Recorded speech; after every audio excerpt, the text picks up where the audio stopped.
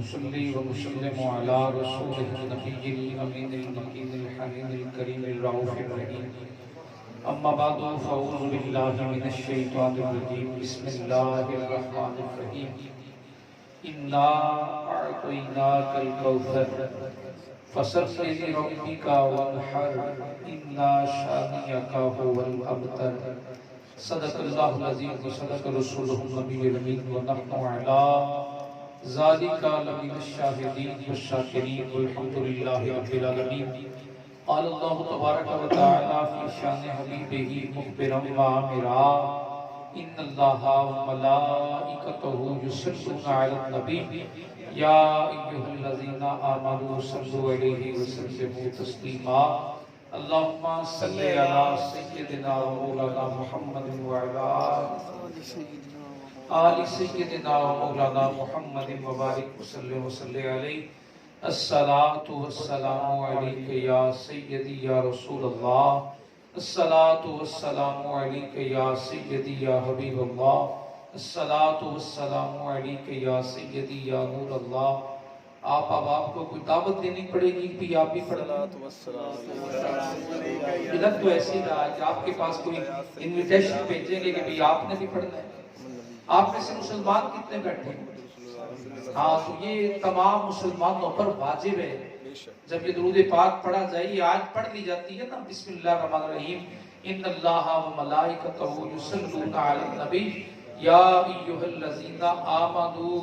اس کا مطلب کیا ہے کہ بے شک اللہ تعالیٰ اور اس کے سارے فرشتے اپنے نبی پر درود بھیج رہے ہیں اور بھیجتے رہیں گے. یا ایھا الذین آمنوا، اب کوئی آپ کو کہے نہ کہے، قرآن نے آپ کو کہہ دیا ہے کہ اے ایمان والو صلو علیہ وسلم تسلیما، آپ بھی اپنے نبی پر درود و سلام بھیجو.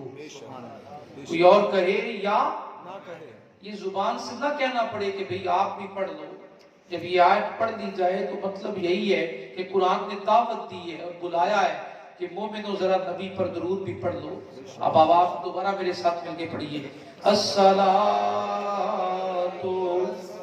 والسلام علیک یا سیدی یا حبیب اللہ وعلی آلک وصحبک یا خاتم النبیین. بعد حمد والصلاة فی عظمت النبی صلی اللہ علیہ وآلہ وسلم. واجب الاحترام عزت مآب صدر محفل حضرت قبلہ پیر طریقت رہبر شریعت خواجہ سید نور الحسن شاہ صاحب زید مجدہ دامت برکاتہ العالیہ. عزت مآب واجب الاحترام معزز سامعین، دوستان مکرم، خصوص بالخصوص سامعین اور حاضرین اور جوانان ملت، اللہ جل مجدہ کا جتنا بھی شکر ادا کیا جائے وہ کم اور تھوڑا ہے کہ جس نے ایک حسین اور عظیم رشتہ ازدواج میں منسلک ہونے والے جوڑے کو ہمیں جمع ہو کر دعائیں کرنے سے پہلے نبی پاک صلی اللہ علیہ وسلم کے حسین ذکر میں بیٹھنے کی سعادت عطا فرمائی. دعا گو ہوں کہ اللہ کریم اس نئے جوڑے کو جو زندگی کا سفر شروع کرنے جا رہے ہیں، تمام زندگی کے سفر میں شیطانی وسوسوں سے محفوظ فرمائے، محبت نصیب فرمائے اور ذریت صالحہ سے میرا رب نوازے.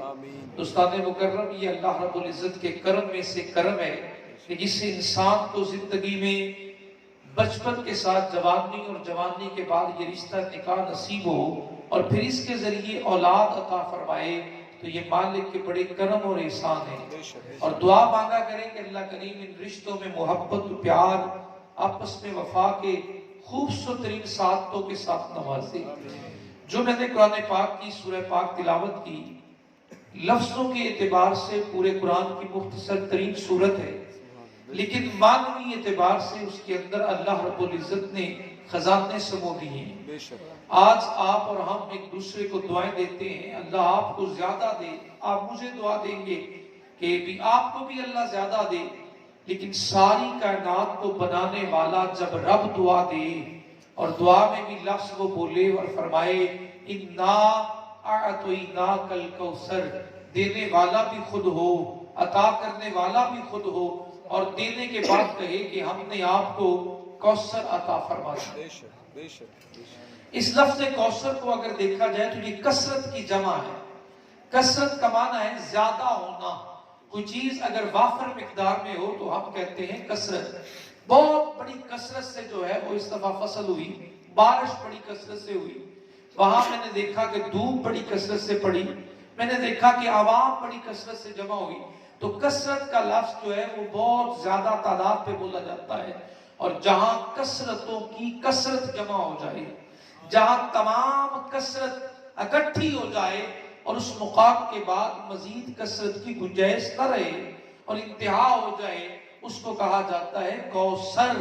سب سے زیادہ اللہ رب العزت نے آپ کو عطا کیا تو آپ کو میرے رب نے کوثر عطا فرمایا۔ جب کوثر آپ کو مل چکا تو اب آپ اس کے بعد کیا کریں؟ فَصَلِّ لِرَبِّكَ، اپنے رب کے لیے نماز پڑھیے، وَانْحَرْ، اور قربانی کریے، اِنَّا شَانِئَكَ هُوَ الْأَبْتَرُ۔ پہلے دینے کی بات ہوئی، پھر نبی پاک کو نماز اور قربانی کے لیے کہا گیا، اور جب یہ دونوں امر ہو چکے اس کے بعد کہا اب آپ فکر کرتے ہیں اپنے دشمنوں کی، اپنے مخالفوں کی، آپ فکر کرتے ہیں اپنی شان کو گھٹانے والوں کی، آپ فکر کرتے ہیں آپ کی ذات میں طعنہ کرنے والوں کی، تو اے پیارے محبوب وہ آپ مجھ پہ چھوڑ دیجئے، میں آپ کا خالق اور مالک ہو کر خود بد دعا کر رہا ہوں، اِنَّا شَانِئَكَ هُوَ الْأَبْتَرُ، آپ کے دشمن پہ نام و نشان ہو۔ یہ بڑا معنوی اعتبار سے تو میں نے اس کا ترجمہ صرف پیش کیا کہ ہم نے آپ کو کوثر عطا فرمائی، آپ نماز پڑھیے، قربانی کریے، آپ کے دشمن ہمیشہ بے نام و نشان رہیں گے۔ یہ کلمات کا ترجمہ ہوا۔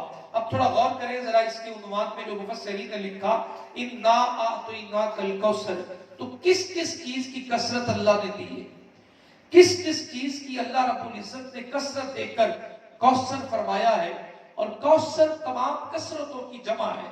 جب بنانے والا خالق ہے، بننے والے مصطفیٰ ہیں، دینے والا خالق ہے، لینے والے مصطفیٰ صلی اللہ علیہ وآلہ وسلم ہے، اور دینے والا دیتے ہوئے فرمائے اِنَّا أَعْطَيْنَاكَ الْكَوْثَرَ، ہم نے آپ کو کوثر عطا فرما دی ہے۔ تو آقا بتائیے نا اس کوثر میں کیا کیا ملا؟ تو اللہ رب العزت کی بارگاہ سے جواب آیا، میں نے اپنے نبی کو جو کچھ دیا پوری روئے کائنات میں بانٹا تو کثرتوں سے دیا، جب میرے نبی کی باری آئی تو میں نے کوثر عطا فرمایا۔ نبی کو علم دیا تو کثرت سے دیا، نور دیا تو کثرت سے دیا، حسن دیا تو کثرت سے دیا۔ میں نے آقا صلی اللہ علیہ وسلم کو امت عطا فرمائی تو بڑی کثرت سے امت عطا فرمائی۔ میں نے اپنے نبی کو عروج بخشا تو کثرت سے بخشا۔ اب رہ گیا تھا کوثر۔ تو کوثر کون ہے؟ تو مفسرین نے لکھا ہے کہ جہاں پر تمام کثرتیں جمع ہو جائیں اس مقام کو کوثر کہا جاتا ہے۔ اور باری تعالیٰ وہ مقام کس کا ہے؟ وہ مقام ہے کیا جہاں پر ساری کثرتوں کی انتہا ہو جائے؟ تو جواب مفسرین لکھتے ہیں جہاں پر علم کی کثرت ہو جائے اور علم مزید نہ ہو، جہاں پر حسن کی کثرت ہو جائے، حسن زیادہ نہ ہو، جہاں پر حکومت کی کثرت ہو جائے، حکمرانی زیادہ نہ ہو، جہاں پر طاقت کی کثرت ہو جائے، جہاں پر آپ کے جمال کی کثرت ہو جائے، آپ کے حسن بے مثال کی کثرت ہو جائے، وہ مقام بنتا ہے کوثر۔ اور کوثر ہے کون؟ تو کہا وہ کوثر خود رب کعبہ کی ذات ہے، اس سے بڑھ کر لامحدود علم کسی کا نہیں ہے، حسن کسی کا نہیں ہے، نور کسی کا نہیں ہے، شان کسی کی نہیں ہے۔ کہا میرے محبوب پہلے میں نے جو کچھ دیا کثرت سے دیا، اب اچھا کوثر آج وہ بھی آپ کو دیا۔ تو مانا پروفیسر ڈاکٹر طاہر القادری آپ لکھتے ہیں کہ اس کا معنی یہ بنا کہ کثرتوں کی جمع اگر کی جائے تو مقام بنتا ہے کوثر، اور کوثر ہے صرف اللہ کی ذات۔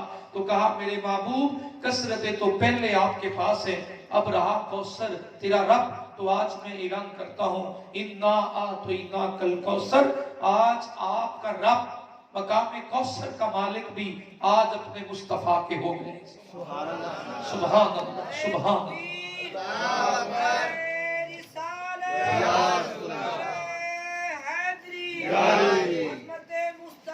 زندہ باد.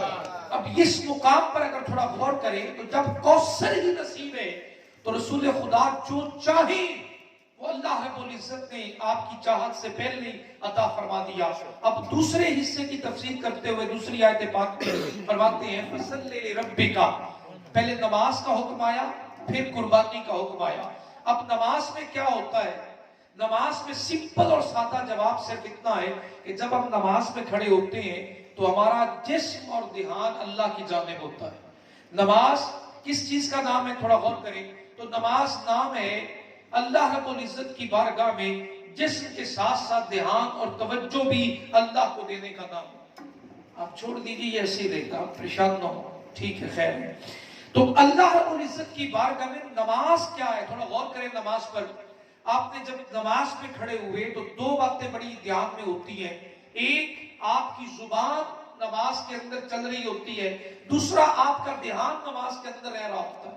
یہ دونوں انسان کی بڑی کمال کی اللہ رب العزت نے صفتیں عطا فرمائی ہیں کہ اللہ رب العزت نماز میں کلمات نہیں چاہتے، انسان کا پورا توجہ جسمانی بھی شعور کی بھی وہ اللہ رب العزت کی بارگاہ میں پریزنٹ ہو، جسم بھی ہو شعور بھی ہو.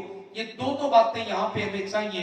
تو کہا اقیم الصلاۃ لذکری، نماز اگر قائم کرنی ہے تو صرف میرے ذکر کے لیے کیا کر، وہاں کسی اور کا دھیان نہ ہو. نماز میں آ تو جہاں جسم میری مقام پہ کھڑا ہے تم نیت بتاتے ہو تو کس کو بتانے آئے ہو؟ میں تو تمہارے آنے کے ارادے سے جانتا ہوں، میں پہلے سے پہچانتا ہوں کہ تمہاری نیت آنے کی کیا ہے. تو مصلی پہ کھڑے ہو کر جو تم کہتے ہو 4 رکعت نماز فرض اللہ تعالیٰ کے وقت نماز عشاء، تم یہ نیت کس کو بتا رہے ہو؟ کیا اللہ کو بتا رہے ہو؟ اللہ کو بتا رہے ہو کہ میں 4 رکعت نماز فرض پڑھنے آیا ہوں یا نفل پڑھ رہا ہوں، 2 رکعت نماز نفل پڑھ رہا ہوں. تم اللہ کو نہیں بتا رہے، یہ تمہاری زبان تمہارے جسم کے وجود کو یاد کروا رہی ہے. خبردار، جس کے دربار میں کھڑے ہو وہ کوئی معمولی ہستی نہیں ہے. تم دنیا کو چھوڑ کر صرف اللہ کی بارگاہ میں آئے ہو. دھیان بھی اللہ کا ہے، وجود بھی اللہ کا ہے، ذکر بھی اللہ کا ہے. سب کچھ مٹ جائے لیکن لفظ اور لہجہ اور انداز صرف اللہ کا رہ جائے. اقیم الصلاۃ لذکری، تمہاری جسمانی اور شعور کی دونوں طرح کی حاضری اللہ کے دربار میں ہونی چاہیے. یہ ہے نماز جو ہم نیت یاد کر کر کے کرواتے ہیں. آج ہر بندہ پریشان ہے کہ مجھ پہ جادو ہو گیا. میں اس شعبے سے منسلک ہوں، میرے پاس بڑی دنیا آتی ہے اور ہر بندہ تقریباً 90% ڈرا ہوا ہوتا ہے. کس بات سے؟ کہ بھی مجھ پر جادو ہو گیا. بھئی ہوتا کیا ہے؟ میرا جسم درد کرتا ہے، نمبر 1. میرے کاروبار میں برکت نہیں ہے، نمبر 2. میرے گھر میں سکون نہیں ہے، نمبر 3. میرے گھر میں اتفاق نہیں ہے، نمبر 4. میرے کام ادھورے رہتے ہیں. تو جادو جس نے کہا نا کہ مجھے جادو ہو گیا ہے، ایسا جادو تو تقریباً سارے گھروں پہ ہے. میں دور نہیں جاتا، ہم سب پہ ہو چکا ہے. یہ جادو تو سب پہ ہو گیا ہے. اور کون کرنے والا ہے؟ جو تیرا میرا کھلا دشمن ہے، وہ شیطان ہے. ان شیطان للانسان عدو مبین. یہ جادو تقریباً ہر شخص پہ ہے اور ہر ایک پر ہو چکا ہے. اور کرنے والا کون ہے؟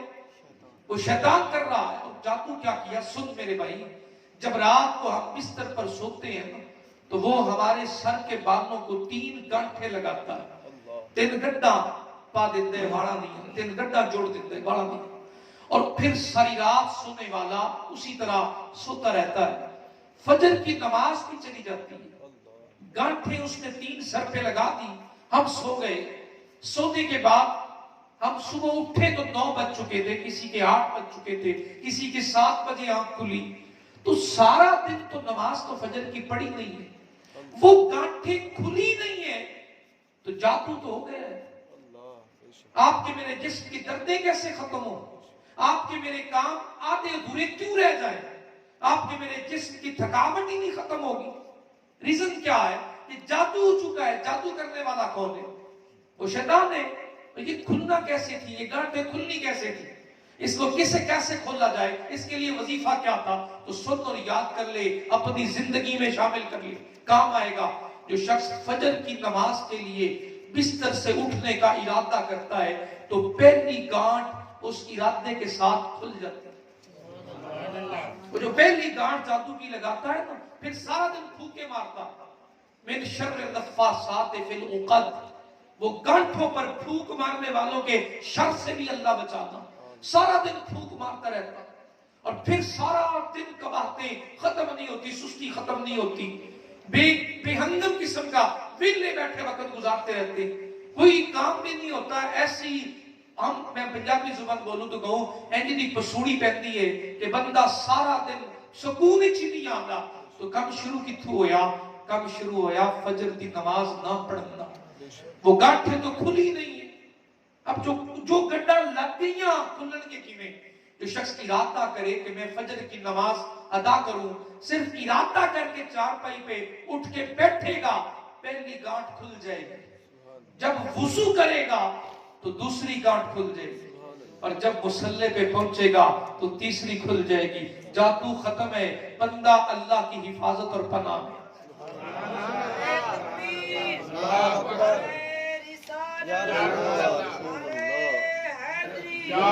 कितने आप ने कहा कि फजर की नमाज पढ़ लूं तो काम में बड़ी बरकत होती। कितने आप ने बताया कि मेरी तबीयत खराब थी, फजर की नमाज उठकर पढ़ी, सुकून आ गया।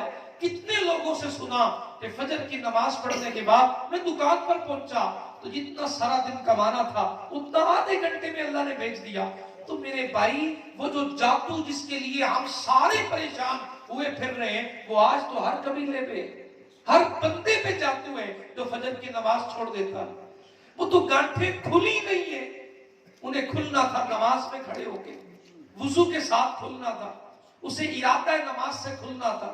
तो ये जो तवज्जो और बेतवज्जोही का आलम है ना, ये सब पर जादू हो चुका है। और ये जादू तो तकरीबन हर फजर की नमाज छोड़ने वाले पे है, और सारा दिन इसी जादू में रह रहा। फिर जोर की भी गई, असर की भी गई, मगरिब की भी, इशा की भी, एंड पे फिर सोचता है यार आज की तो सारी नमाज ही रह गई। तो वो जादू किस लिए हुआ था? वो करने वाला तो शैतान, और रहता कहाँ है?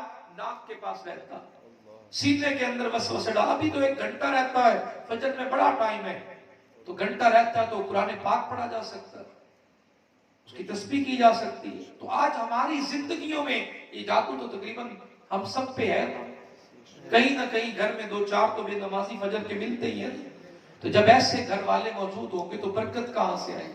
और एक दूसरी इसके बाद, जो इस जादू के बाद, जादू से बल्कि बढ़कर अगर कोई दूसरी चीज है तकदीर के बाद, तो वो है नजर का लग जाना। बोलिए क्या है? नजर का लग जाना। तकदीर के बाद, किबला की मौजूदगी में जसारत कर रहा हूं, तकदीर के बाद मेरे नबी ने फरमाया सबसे ज्यादा ताकत वाली चीज को देखा है तो वो है नजर का लग जाना। और तकरीबन आज 70% लोग बदनजरी का शिकार है। एक हसीन हदीस से पाक है, मेरे आका करीम ने फरमाया ऊंट को हंडिया में और इंसान को कब्र तक पहुंचा देती है नजर का लगना। अच्छा, पता कैसे चलता है कि नजर लग गई? आपकी जिंदगी में चलते चलते जो अचानक परेशानी आती है, अचानक कोई मुसीबत आती है, आपके दिल पर कोई अचानक मर्ज आ जाती है, जल्दी बीमारी, नंबर 1। नंबर 2, अचानक यकदम बैठे बैठे सर में दर्द हुआ, आप परेशान हो गए। कितनों को देखा अचानक तड़पने लगे, किसी रास्ते से गुजर रहे थे, मंजिल पे पहुंचने से पहले बुखार के अंदर मुब्तला हो गए, सुबह उठकर नहाकर बड़े फ्रेश कपड़े पहनकर घर से निकले, अचानक चक्कर आने लगे, परेशान होकर गिर पड़े। ये सारी निशानियां और जिल्द की बीमारी की जितनी अलामतें हैं, ये सारी की सारी बदनजरी की है। अच्छा, नजर लगने के लिए दूसरा इसके अंदर एक बात और शामिल कर दूं, नजर लगने के लिए सामने होना जरूरी नहीं है। नजर लगने के लिए आपकी तारीफ ही काफी है। नजर होने के लिए, एक बच्ची ने खाना बनाया, मिसाल दे रहा हूं समझाने के लिए, खाना बनाया, वो खाना अच्छा बना, ड्राइंग रूम में कुछ मेहमान आए खाना खाने के लिए, उन्होंने खाना खाया और जुबान से कलिमात उसके क्या निकले, कहने लगा वाह क्या कमाल खाना बना है। वो बच्ची सामने नहीं है बनाने वाली, बस इतना उसने कहा वाह क्या खाना बना। उस बच्ची के हाथों में पीप पैदा हो गई और रेशा चलने लगा, हाथ उसके नकारा हो गए, किसी काम के न रहे। तो बद नजरी के लिए सामने होना जरूरी नहीं है। जिल्द की जितनी अमराज है सारी बद नजरी की वजह से। اور جسم کی ٹوٹ پھوٹ اور جتنا بھی. اچھا بات سمجھ آ رہی ہے؟ تو اس کا علاج کیا ہے کہ میری نظر کسی کو نہ لگے اور کسی کی نظر مجھے نہ لگے. تو آپ میں سے سارے کہیں گے آدھا کاروبار بند کر رہے ہیں. تو بھائی آپ سارے پیر بن جاؤ, ساڑھا کاروبار پھر بھی چلتا رہے گا. تو بھائی میری نظر کسی کو نہ لگے اور کسی کی نظر مجھے نہ لگے.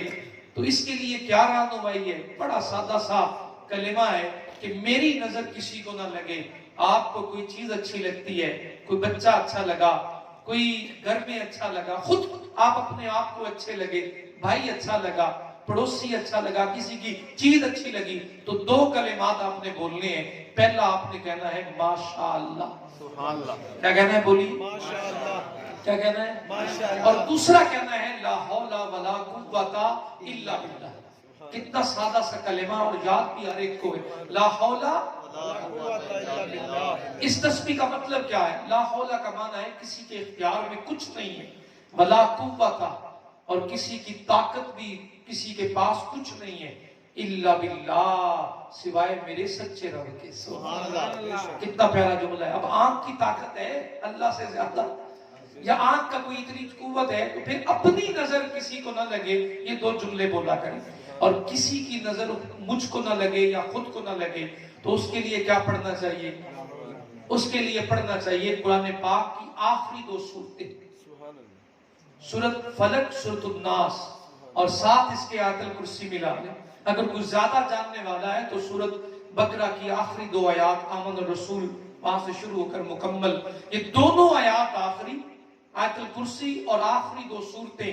اگر اس سے بھی تھوڑا ٹائم فجر کے وقت زیادہ آپ کے پاس موجود ہے تو چاروں کل پڑھ لیں, چاروں کل پڑھ لیں. کرنا کیا ہے؟ صرف ان کلمات کو پڑھنے کے بعد آپ دونوں ہاتھوں پہ پھونک ماریں. پھونک مارنے کے بعد چہرے پر, پورے جسم پر, بازوؤں پر, ہاتھوں پر یوں آپ مل لیں, ہاتھوں کو اس طرح مل لیں. آپ دن بھر جب تک شام بستر پہ نہیں آئیں گے آپ پر کسی کی نظر اثر نہیں کرے گی. آپ قرآن کی برکتوں میں وقت گزاریں گے.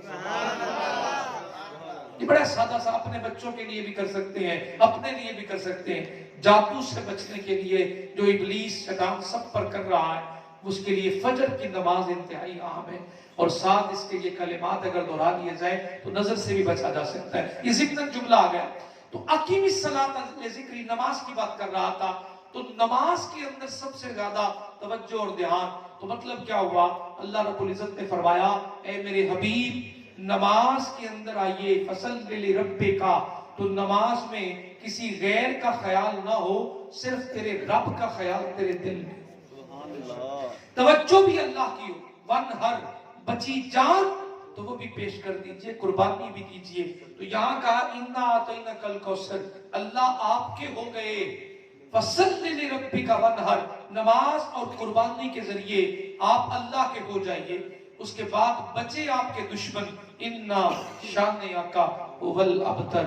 اب بتائیے جسے میرے جیسا نالائق بد دعا دے تو قبول اللہ نے کرنی ہے, آپ کسی کو بد دعا دیں قبول اللہ نے کرنی ہے, لیکن جسے خود اللہ بد دعا دے, اللہ اکبر, اور بد دعا دے کسے رہے؟ نبی پاک کے دشمنوں کو. یہ قرآن پاک سے آج نکال نہیں کوئی سکتا, قیامت تک کہہ رہے گی. بد دعا ملی کسے؟ جس سے اللہ نے برباد کرنا ہو اسے نبی پاک کا دشمن بنا دے, اسے نبی پاک کا مخالف بنا دے, اسے نبی پاک کے خلاف کھڑا کر دے گا. ہر انداز زندگی میں وہ نبی کی مخالفت کرے گا. کبھی کہے گا سرکار دو عالم صلی اللہ علیہ وسلم کی سنت پر اعتراض کرے گا, کبھی آپ کی اولاد کے خلاف ہوگا, کبھی آپ کے شہر کے خلاف ہوگا, کبھی آپ کی ذات کے خلاف ہوگا, کبھی آپ کی ختم نبوت کے خلاف ہوگا, کبھی آپ کی تعلیمات کے خلاف ہوگا, کبھی آپ کے قرآن پر اعتراض کرے گا. کیوں؟ کیونکہ مخالفت اللہ رب العزت نے جس کو دینی ہے اسے پہلے مٹانے کا ارادہ ہے, اسے پہلے مٹانا چاہتا ہے اللہ, اور تو مٹانے کے لیے نبی کے دشمنوں میں کھڑا کر کے اور بد دعا دے رہا ہے. انا شانئک ھو الابتر, مٹے گا وہی جو آپ کا دشمن ہوگا. آس بن وائل کے 5 بیٹے تھے. بڑا فخر سے آ کر نبی پاک کو کہنے لگا آپ کے تو 3 بیٹے تھے اور 3 ہی فوت ہو گئے. میرے نبی کو میرے رب نے یہ شان بخشی ہے کہ آپ مردوں میں کسی کے باپ نہیں ہیں۔ ختم نبوت کے حوالے سے یہ بڑا پیارا چھوٹی سی آیت میں پورا حصہ موجود ہے۔ آپ کے کوئی بھی بچہ مردوں کی عمر کو نہیں پہنچا۔ میرے آقا کے بچے بچپن میں فوت ہو گئے۔ چھوٹے بچوں کو عربی زبان میں طفل کہتے ہیں یا غلام کہتے ہیں۔ تو چھوٹے بچے بچپن میں ہی آپ کے وصال فرما گئے۔ تو قرآن پاک کی وہ آیت ما کان محمد ابا احد من رجالکم، میرے محمد مردوں میں سے کسی کے باپ نہیں ہے۔ حضرت زید کو آپ نے غلاموں کی طرح پالا، اپنے بچوں کی طرح پالا، اور لوگوں نے کہنا شروع کر دیا زید ابن محمد صلی اللہ علیہ وسلم۔ حضرت زید کو نبی پاک سے نسبت دینے لگے، تو آپ کی ولدیت میں آپ کا نام آنے لگا، حضرت زید کی ولدیت میں۔ تو اس پر اللہ نے یہ آیت اتاری اور کہا کہ میرے معبود مردوں میں سے کسی کے باپ نہیں ہے۔ یہ پہلا، کیونکہ اللہ رب العزت کو پسند نہیں، کیونکہ ختم نبوت ہو چکی۔ اگر اللہ کے رسول کے بیٹے وہ نبی نہ ہوتے تو آج دنیا اعتراض کرتی کہ خود تو نبی بنے لیکن آپ کے بیٹے نبوت کے مقام کو کیوں نہیں پہنچے، تو یہ نبی کی شان کم ہوئی ہے۔ باقی نبیوں کی اولادوں کو اللہ نے نبی بنایا، تو یہ حکمت خدا ہے۔ بیٹے دیے لیکن بچپن میں مثال فرما گئے تاکہ ختم نبوت کا اعزاز ہمیشہ کے لیے قائم رہے۔ سبحان اللہ۔ وہ آس پہ نوائل آ کر تانا دینے لگا، تیرے تو تینوں کے تینوں بیٹے ہی مثال کر گئے، اب تیری تو اولاد ہی کوئی نہیں، تیرا نسب کیسے چلے گا، تیری امت، تیری آل کیسے پڑے گی، تیری تو نسل ہی ختم ہو گئی۔ اب یہ بات جب قلب اطہر رسول پاک صلی اللہ علیہ وسلم پر پہنچی تو بڑی تکلیف ہوئی۔ تو جواب میں میرے رب نے کہا اِنَّ شَانِئَكَ هُوَ الْأَبْتَرُ، آپ ہی نہیں کہتے ہیں، یہ آپ کو آ کر کہتے ہیں کہ آپ کی نسل نہیں ہوگی۔ اے حبیب، دنیا کا کوئی کونا ایسا نہیں ہوگا جہاں میں تیری نسل کے سید وہاں نہ بھیجوں گا۔ کوئی دنیا کی کائنات ایسی نہیں ہوگی، پڑھنا تو آپ کی نسل پاک نے، کوئی امتی ایسا نہیں ہوگا جو میری نماز میں تیری نسل کو دعائیں نہیں دے گا۔ ہم جو درود پاک پڑھتے ہیں یہ نسل محمد کو دعا دیتے ہیں، اللہم صلی علی محمد وعلی آل محمد۔ اس کا مطلب کیا ہے؟ اے اللہ رحمت بھیج اپنے نبی پر اور نبی کی آل پر، اللہم بارک علی محمد وعلی آل محمد۔ اے اللہ برکتیں دینا ہمارے سونے نبی پاک کو اور نبی پاک کی نسل پاک کو۔ تھوڑا غور کریے تو بات کھلنے لگ جائے گی۔ جب یہ بات آپ کے کانوں تک آئی تو میرے رب نے کہا دشمن آپ کے بے نام و نشان ہوں گے۔ ہوا کیا؟ ان پانچوں بیٹوں نے آ کر میرے نبی کے ہاتھ پر بیعت کی اور میرے نبی کا کلمہ پڑھ لیا۔ کہا میرے حبیب کہا نہیں تھا کہ تیرے دشمن بے نام و نشان ہوں گے، آج کا نام لینے والا کوئی نہیں بچا، آج رسول خدا پہ جان قربان کرنے والے سے۔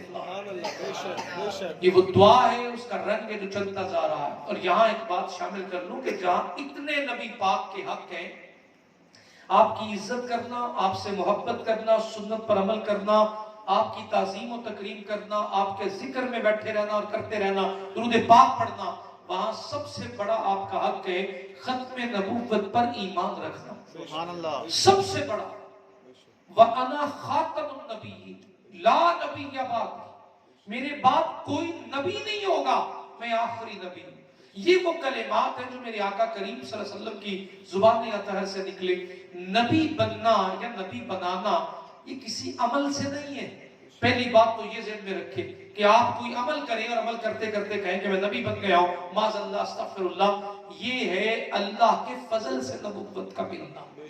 کس سے بولیے؟ پڑوچی بولیے، اللہ کے فضل سے ہے۔ اور خود میرے نبی پاک صلی اللہ علیہ وسلم نے ارشاد فرمایا اس پر تھوڑا پڑھا کرے، جانے آنے والے دور میں اپنے بچوں کے پاس بیٹھ کر ڈسکس کیا کریں، ختم نبوت اس عنوان کو اپنی اولاد میں بیٹھ کر بیان کیا کریں۔ ہم نے کل کو نہیں ہونا لیکن ہمارے بچوں کے عقیدے برباد کرنے والے بڑے ملیں گے، بڑے بڑے رنگ و روپ میں آئیں گے، مال و دولت کی پیشکش کریں گے، دعوت دیں گے، کھانے بڑے VIP دیں گے، ہو سکتا ہے رشتہ داری بھی کر لیں، کیونکہ ہم نے تو رہنا نہیں ہے، ہم نے تو مر جانا ہے۔ اپنی اولاد کی عقائد پر سب سے بڑی نظر رکھیں اور عقیدہ ختم نبوت اپنے بچوں کو گٹی میں شامل کریں، اس کی بڑی اشد ضرورت ہے۔ اس کے بغیر تو ایمان ہی ختم ہے۔ اگر ایک جملہ بھی پوچھ لیا اگر تو نبی ہے تو کوئی دلیل لا، اتنا جملہ پوچھنا. پیر میر علی شاہ صاحب رحمۃ اللہ علیہ نے لکھا ہے جو بندہ یہ پوچھے کہ تو نبی ہے تو دلیل لا, اسے ابھی شک ہے اپنے نبی کے آخری ہونے. اللہ اکبر. اپنے ایمان کی فکر کرے اور توبہ کرے. اسے ابھی شک ہے کہ میرے نبی کے بعد کوئی نبی آنا ہے. اس پر جب مناظرہ ہوا تھا نا آپ کا, تو آپ نے اس قادیانی سے کہا تھا ایک بار کہتا ہے دلیل پوچھو, تجھ سے نبی ہونے کی دلیل پوچھو. میں تجھے نبی مانتا ہی نہیں ہوں, کیونکہ میرے دل میں یقین ہے کہ میرے نبی کے بعد کوئی آخری نبی, ان کے بعد آنے والا کوئی نبی نہیں ہے. 30 جھوٹے تو آئیں گے, 30 جھوٹے نبی تو آئیں گے, لیکن ان کے بعد نبوت ختم ہو چکی ہے. تم ثابت کرو کہ تم کوئی انسان بھی ہو کہ نہیں, انسان کے پتر بھی ہو کہ نہیں. پہلے اپنی انسانیت تو ثابت کرو, نبوت تو بات کی بات. انسان ہونے پر دلیل دو نا کہ تم کوئی انسان بھی ہو کہ نہیں, انسانوں جیسا بھی تمہارا رویہ ہے کہ نہیں. اب تھوڑا غور کریے گا. آقا کریم نے ارشاد فرمایا کہ عمارت بن چکی ہے, مکمل ہو چکی ہے, ایک اینٹ کی جگہ خالی ہے, اور جو اس مکان کو دیکھنے آتا ہے وہ آ کر اس اینٹ کے پاس رک کر کہتا ہے کاش یہاں بھی اینٹ لگی ہوتی تو بلڈنگ کتنی خوبصورت لگتی. تو اس پر میرے آقا نے یہ مثال دے کر فرمایا اللہ نے نبوت کی عمارت کو مکمل کیا, ایک مقام کا حصہ رہ گیا, اور وہاں مجھے اللہ نے بھیج کر نبوت کی عمارت کو مکمل کر دیا ہے. لا نبی آبادی, میرے بعد نبی کوئی نہیں آنے والا. سبحان اللہ, سبحان اللہ. میرے بعد نبی اتنا شان آقا ہوا اللہ بتا. مٹیں گے تو آپ کے دشمن ہی مٹیں گے, آپ کی ذات کے دشمن مٹیں گے, آپ کی شان کے دشمن مٹیں گے. اور دوسرے مقام پر جب آپ کا کریم صلی اللہ علیہ وسلم کے ایک صحابی حضرت ابو ہریرہ رضی اللہ تعالیٰ عنہ, آپ کہتے ہیں مجھے بڑی بھوک لگی تو میں اس بھوک کے لیے مداوع کرنے, اگر 5 منٹ دے دے وقت تو پورا ہو گیا, پریشانی نہیں ہے تو 5 منٹ لے لوں, نہیں آخری سب والوں کو جنہیں جلدی ہوتی ہے, چلے ٹھیک ہے. تو آقا کریم صلی اللہ علیہ وسلم کے اس عاشق حضرت ابو ہریرہ رضی اللہ تعالی عنہ نے آ کر حضرت عمر فاروق رضی اللہ تعالی عنہ سے پوچھا اس آیت کا تفسیر بتا دیجئے. تو بھوک لگی ہوئی تھی, اظہار نہیں کیا. کہ سفید پوش ہمارے درمیان میں ایسے لوگ ہوتے ہیں کہ جو بتاتے نہیں ہیں لیکن انہیں ضرورت پڑی ہوتی ہے, وہ کسی کے سامنے ہاتھ نہیں پھیلاتے, تو خود سے دے دیا کریں. اور میں اجمل قاضی صاحب کا ایک چھوٹا سا کلپ سن رہا تھا, بڑا پیارا آپ نے ارشاد فرمایا کہ جو ہم نے فطرانہ دینا ہی ہے, عید کا انتظار ضرور کرنا ہے, تو رمضان شریف کے شروع ہوتے ہی فطرانہ ادا کر دیں. ہو سکتا ہے کئی گھروں میں روزے رکھے جائیں. بڑی پیاری بات لگی آپ کی, بہت اچھی بات لگی. تو فطرانہ تو دینا ہی ہے نا, تو روزوں سے پہلے دے دیں نکال کے کہ یہ میرا عید کا فطرانہ ہے بھائی, روزے رکھ لینا, تو خدا آپ کے رزق میں بھی برکت دے گا.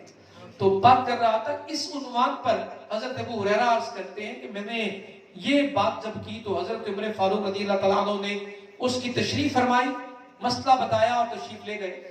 پھر میں نے وہی مسئلہ سید ابو بکر صدیق رضی اللہ تعالیٰ عنہ سے پوچھا, انہوں نے بھی بتایا اور وہ بھی چلے گئے. پھر میرے آقا کریم تاجدار کائنات, تاجدار ختم نبوت سرکار تشریف لائے. جب آقا جلوہ گر ہوئے تو میں نے ان سے بھی یہی آرزو کی, اے آقا یہ مسئلہ تو بتائیے. آپ نے مسئلے کی جانب نہیں دیکھا اور میرے چہرے کی جانب دیکھ کر ارشاد فرمایا ابو ہریرہ لگتا ہے تجھے بھوک لگی. سبحان اللہ, سبحان اللہ. خود بھیک دے اور خود کہے منگتے کا بھلا ہو. سبحان اللہ, سبحان اللہ. خود بھیک دے اور خود کہے منگتے کا بھلا ہو. کہا تجھے لگا کہ مجھے لگ رہا تجھے بھوک لگی ہے. تو جواب میں عرض کرتے ہیں آقا بتا نہیں سکتا, بڑی شدید بھوک لگی ہے. آپ دروازے پہ کھڑے ہیں اور اہل خانہ سے پوچھتے ہیں گھر میں کچھ کھانے پینے کے لیے ہے, تو گھر سے جواب آتا ہے حضور ایک پیالہ دودھ کا موجود ہے. کہا ذرا بھیجیے نا, ہمارے غلام کو بھوک لگی ہے, ہمارے عاشق کو بھوک لگی ہے. وہ پیالہ دودھ کا سرکار کے گھر سے آتا ہے.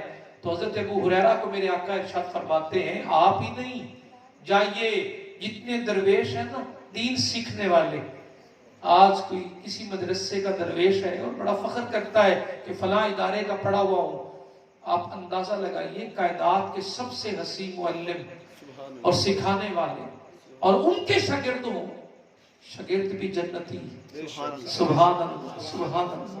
اور پڑھانے والے جنتیں بانٹنے والے, سبحان اللہ, جنت دینے والے.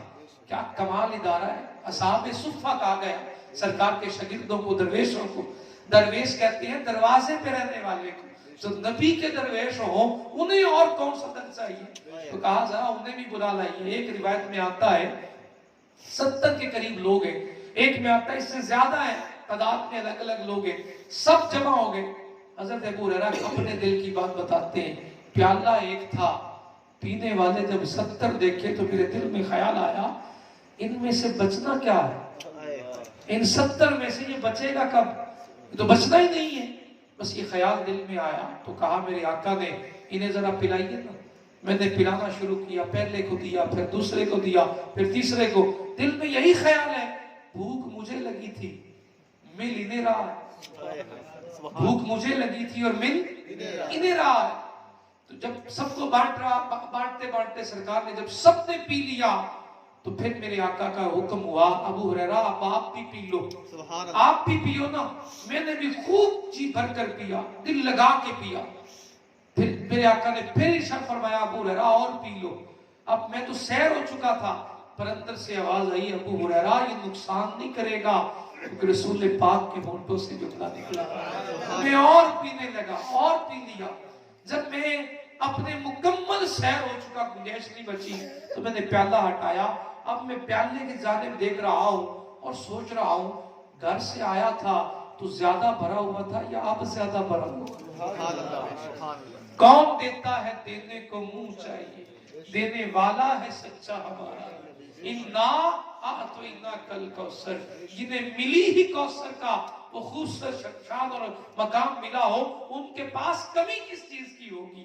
اب وہ پیالہ خود سرکار دو عالم صلی اللہ علیہ وسلم نے نوش فرمایا اور مکمل ہوا. یہ تو آپ کا معجزہ سب نے پڑھا ہے. اس سے 2 سبق میرے آقا کریم صلی اللہ علیہ وسلم کی بارگاہ سے ملتے ہیں. پہلا سبق یہ ہے کہ جب بھی مجلس میں بیٹھے ہوں تو یہ جو ہم جھوٹا کہتے ہیں نا چھوڑ دینا. ہمارے نبی سے بڑھ کر کوئی پاک اور مصفا نہیں ہے. آپ نے بھی اپنے یاروں کا پیا ہوا دودھ سب سے آخر میں نوش فرمایا. تو کسی سب نے پیا ہوگا، پیالے کی ایک جگہ پہ ہونٹ لگے ہوں گے. اور ہم جب گلاس پانی پینے کے لیے لیتے ہیں نا تو کنارے نہیں دھوتے. پینے والے کے ہونٹ تو کنارے پہ لگتے ہیں، ہم اسے اندر سے دھوتے ہیں. پانی اندر ڈال کے ہلائیں گے اور دل مطمئن ہو جائے گا ہاں بھئی انگار لے اور میں پانی ہلا لے. لیکن ہونٹ تو کنارے پہ لگتے ہیں. کیا خوب سنت ہے سرکار کی. ہونٹ 70 صحابہ کے کنارے پہ لگے، 71 صحابہ کے، اور کسی ایک جگہ پہ تو نہیں لگے ہوں گے. کنارہ تو کوئی بچا ہی نہیں ہوگا. اب اسی ہونٹوں پہ سرکار نے ہونٹ رکھے. سبحان اللہ. اور ہم جھوٹے پہ اپنے لیے بڑے پریشانیاں کھڑے رکھتے. میں تو کسی کا جھوٹا نہیں پیتا. بھئی مومن کے جھوٹے میں تو شفا رکھی ہے اللہ کے رسول نے اور خود نوش فرمایا. اور ایک آخر میں میرے آقا نے فرمایا جس طرح یہ پیالہ 70 کے پار سے ہو کر مجھ پر آیا اور میں نے پیا تو مکمل ہوا، اسی طرح نبوت بھی تمام نبیوں سے ہوتے ہوئے میری ذات پہ آ کے مکمل ہو گئی. میرے بعد کوئی نبی نہیں آئے گا. سبحان اللہ سبحان اللہ سبحان اللہ. کوئی نبی نہیں آئے گا. عنوان یہ ہے تو جہاں سرکار کے اتنے رسالت کے حق ہے وہاں ختم نبوت بھی ہم پر فرض ہے. اللہ کے رسول کا حق ہے اپنے بچوں میں اپنے قبیلوں میں بیٹھ کر اس خوبصورت عنوان کو ڈسکس کیا کرے. بڑا سکون اور سرور ملتا ہے. اب چلیے جس عنوان پہ یہ سلسلہ قائم ہے بس اس ریکویسٹ پہ ختم کروں گا. ہم نکاح تو کرتے ہیں، کیا ہم جانتے ہیں شریعت میں نکاح کے حقوق کیا ہیں اور شریعت میں طلاق دینے کا طریقہ کیا ہے؟ کتنا مجمع یہاں بیٹھا ہے، شریعت میں شرعی طریقہ طلاق دینے کا کیا ہے؟ اگر رشتہ ختم کرنا ہو نکاح کا تو ہمیں پتہ ہے، مولوی صاحب آ جاتے ہیں سارا مسئلہ حل ہے، لیکن اس کے بعد جو حقوق اور ذمہ داری ہیں ان کا خبر ہے؟ چلے کچھ پتہ ہے سنا کے. تو طلاق کا شرعی طریقہ کیا ہے؟ کتنے لوگ ایسے ہیں جنہیں جو شریعت کے مطابق طلاق دینے کا پتہ ہے؟ حق میں شرعی ہونا چاہیے. اس پہ بڑی بحث ہوتی ہے، پیسے ہوتے ہیں، بڑی بحث ہوتی ہے. شرعی حق میں ہونا چاہیے. اگر وہیں پوچھ لیا جائے تم نے نکاح جو کر رہے ہو کبھی اس نکاح سے نکلنا پڑے تو شریعت میں طلاق دینے کا طریقہ کیا ہے؟ کچھ تو سمجھ میں آتی ہے نا بات. یہ دین کے مسائل جاننے چاہیے کہ نہیں؟ غصے میں آ کر یکدم تینوں طلاقیں بول لیتے اور پھر جا کر کہتے ہیں اس کو اسلام والے کو میں نے اپنی بیوی کو طلاق دینی ہے اور طلاق لکھ دی، وہ تینوں اکٹھی لکھ کر انگوٹھا لگوا دیتا ہے، چل۔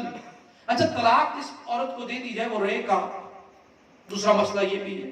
اچھا بات نکاح کی ہو رہی ہے اور میں طلاق پہ چلا گیا ہوں، سمپل اور سادہ بات ہے میرے بھائی، جب تک آپ گاڑی پہ سفر کرنے سے پہلے آپ مکمل ڈرائیونگ نہیں جانیں گے نا، آپ لازمی ایکسیڈنٹ کریں گے اور کہیں نہ کہیں آپ ماریں گے۔ تو زندگی کے اس سفر میں جب آپ نکاح کرنے جا رہے ہیں نا تو اس کے شرعی مسائل تمام آنے چاہیے۔ آج کی مختصر سی نشست میں بس اتنا بتاتا ہوں، نکاح کے اندر 2 باتیں فرض ہیں، 1 واجب ہے، 3 سنت ہے۔ نکاح کے اندر 2 باتیں فرض ہیں، 1 واجب ہے اور 3 سنت ہے۔ فرض کیا ہے؟ پہلے بیٹی کے پاس جاتے ہیں اور بیٹی سے جا کر کہتے ہیں فلاں فلانے کا بیٹا اتنے حق مہر کے ساتھ تیرے ساتھ نکاح کرنے کا ارادہ ہے، تو اجازت دے کہ تیرے ساتھ نکاح کر دے، یا تیری اجازت ہے کہ تیرے ساتھ نکاح کر دیا جائے؟ وہ بچی جواب میں کہے ہاں اجازت ہے، اسے کہتے ہیں ایجاب۔ یہ پہلے فرض کا ایک رکن پورا ہوا۔ پھر آتے ہیں ہم لڑکے کے پاس، اسے آ کر کہتے ہیں اس نام والی بیٹی، اس نام کی لڑکی فلاں کی بیٹی اتنے حق مہر کے ساتھ تیرے ساتھ نکاح کر رہے ہیں، تو تجھے قبول ہے؟ اب لڑکا کہتا ہے قبول، تو پہلا فرض پورا ہوا، نکاح کا پہلا فرض پورا ہوا۔ بیٹی سے جا کر اجازت لینا ایجاب کہلاتا ہے، اور لڑکے سے آ کر قبول کروانا قبول کہلاتا ہے۔